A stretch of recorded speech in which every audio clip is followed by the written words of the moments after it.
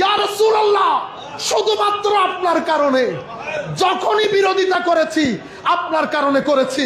ইয়া রাসূলুল্লাহ, যখন আপনাকে কেউ আমাদের মতো বলে আমরা বিছানায় থাকতে পারি না, যখন হযরত আলীকে মাতাল বলে বিছানায় থাকতে পারি না, যখন ইয়াজিদকে রহমাতুল্লাহ আলাইহি বলে তখন আমাদের ইচ্ছা করে মাটি ফেটে ভিতরে ঢুকে যায়। কোন ব্যক্তির সাথে আমাদের শত্রুতা নাই, শুধু আলে রাসূল, আমার নবী এবং আল্লাহ তুমি। এই কারণে মানুষের সাথে আমাদের শত্রুতা হয়, কাটাকাটি হয়, মারামারি হয়, আমাদেরকে হত্যার হুমকি দেয়। কারো টাকা নিয়েছি বলতে পারবে না, কষ্ট দিলেও 10,000 বার সরি বলেছি। মাওলা কারো সাথে কোনো কিছুর ক্ষেত্রে পার্থিব স্বার্থ জড়িত হয় নাই। হলে আপনার কারণে হয়েছে, হলে ইয়া রাসূলুল্লাহ আপনার কারণে হয়েছে, হলে আলে রাসূলের কারণে হয়েছে, হলে আসহাবে রাসূলের কারণে হয়েছে।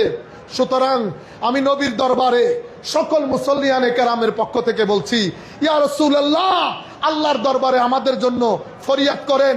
আপনাকে সাক্ষী রেখে, কুল কায়নাতের আউলিয়াকে সাক্ষী রেখে বলছি, আমরা আপনাকে বেহদ মহব্বত করি। আমরা আপনার আলকে বেহদ মহব্বত করি। আমরা ফাতেমাতুজ জাহরাকে আমাদের মার চেয়ে বেশি মনে করি। আমরা হযরত আলীর কদমের দুলাকে মহব্বত করি। সুতরাং আমরাও যেন কিয়ামতের ময়দানে আপনার কথা অনুযায়ী আমাদেরকে যেন আপনার জুতা মুবারক পরিষ্কার যারা করে তাদের জুতা মুবারক পরিষ্কার করার জন্য আমাদেরকে গ্রহণ করে। সবাই আমিন বলেন।